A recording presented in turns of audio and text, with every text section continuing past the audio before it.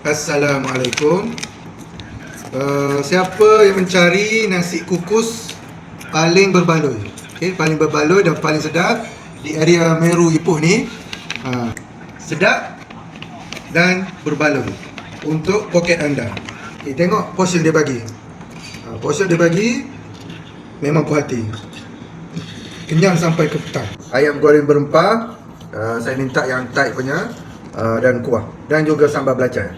Nasi kukus habis tu, puas hati, memang puas hati.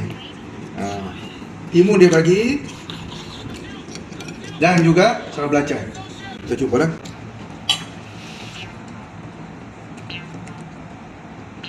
Ayam goreng berempah, tapi yang cincang punya.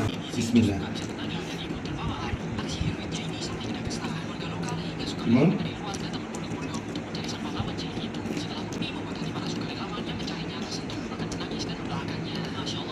Sambal belacan dia pedap dan manja, tak belah sangat.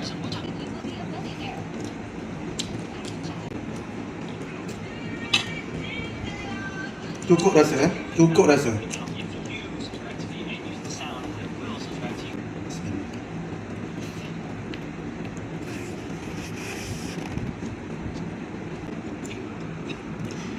Ini ayam cincang dia. Ini jenis yang ayam cincang dia.